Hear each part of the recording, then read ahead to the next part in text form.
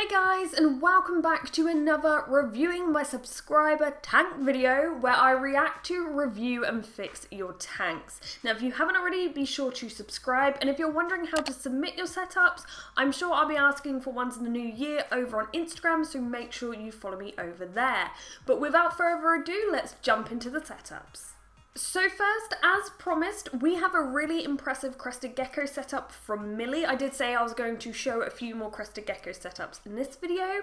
She actually sent me this before she was getting her Crested Gecko, which is excellent. It means it's been up, tested and everything before the animal gets here.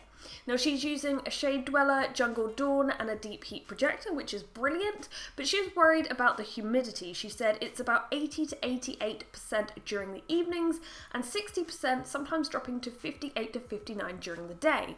I've left it for about a week now, but it's still pretty humid. However, there's no water droplets on the surface, so I'm wondering how the gecko would drink if I can't spray the tank. So firstly, this is fine. It's good that it drops during the day, but I will say the UK is quite humid anyway. So I usually find, to be honest, during the day, sometimes the tanks can read that they're anywhere from 50 to 70%. Now, sometimes I do wonder, like, how accurate is the hygrometer, but I think this sounds fine.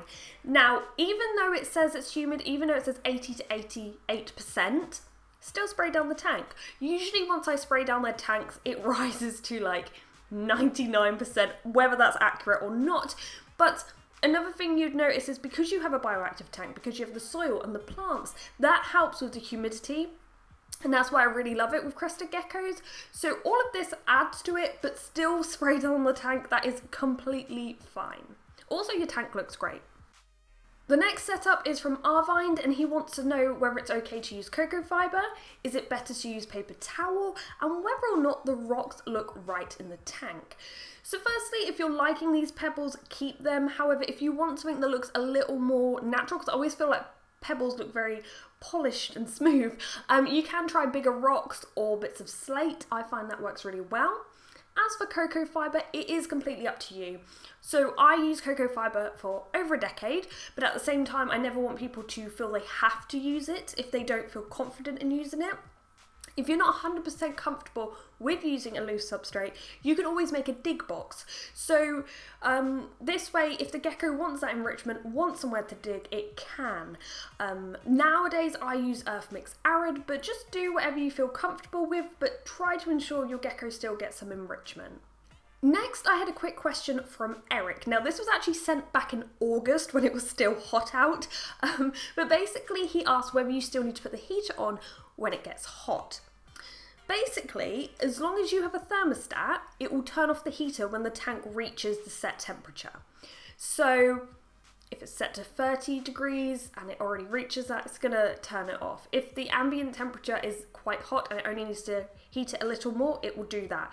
So to be on the safe side, always use a thermostat.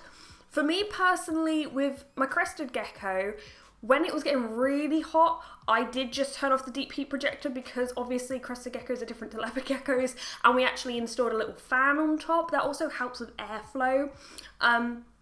But if you did want some more tips on keeping your tank cooler, especially if it's hot or you live in a hotter area and you have more sensitive geckos like Crested Geckos, check out this video I did a little while back. This next query isn't about a setup, but more Chris wanted to know what was up with his brother's gecko's eye.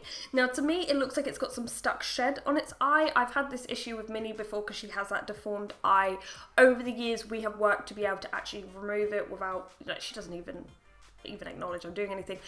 Some people will use Q-tips, cotton buds just to dislodge it. I would recommend either seeing a vet, or sometimes reptile shops will help remove it if they're actually experienced, they know what they're doing.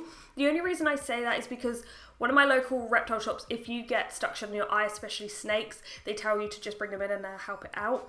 I know this was sent a while ago, so hopefully it's now come off. It might come off after the next shed. We just don't want that to build up. But I hope she's doing well, and let me know in the comments how she's doing. The next setup is from KJR Exotics, and they have a 4-foot long tank for the Leopard Gecko, but feel that he may feel vulnerable since it's not very cluttered. Now, I can see it looks a little sparse, but you do have some cool areas, like this little gap, you know, under the rocks, because your Leopard Gecko can easily dig and squish itself under there. I have Minnie who often retreat between the rocks that make up one of her hot hides, so they absolutely love this. I was like, I love the little skeleton thing here, the little skull. But you can always add something like cork. It will take up a lot of room, it will provide hides, it's not too expensive. You can also add more fake plants, but you know, oftentimes we think, oh, we need 3 hides max. We need the hot, the cold, and the humid. But actually, the more little areas and places they can hide, the better. Like, if you've got room for more than 3 hides, go for it. But experiment with things. If your gecko doesn't seem to like it, you can always take it out. Next we have Maya, and she had a quick question about the placement of her tank. I think she was worried her Crested Gecko tank may fall on her. These tanks can be pretty heavy, so make sure you do put them on something sturdy, and also avoid placing your tank in an area where the sun will shine right into them, because they can very quickly overheat, especially in summer. So ideally away from windows. I know Drogo's, when we first moved him over here, it was like the sun was coming in, so we've now firstly I have a blackout blind, so that's not an issue in the morning, but we have made a thing so it blocks out any light potentially coming in. And then we have a question about humidity for Celia's Leopard Gecko. Now firstly, this gecko is adorable, look at that little face. But basically, she has this massive tank, it looks amazing, but she was worried about having slightly higher humidity than the Leopard Gecko's recommended. If you've got a well-ventilated tank, you'd probably be okay, and I wouldn't worry too much. This tank looks very big and well ventilated, so I don't think you'll have an issue. And finally, I wanted to quickly go through a few cool tanks that I was sent. I will once again say there are some setups that I get sent, there's nothing wrong with them, you know, there's really nothing to comment on, you're doing well. Like, if you haven't been featured, it's not always a negative, it might just be your tank is absolutely fine, there's nothing to comment on. But I did want to just show some of these. So I believe the name's Leif.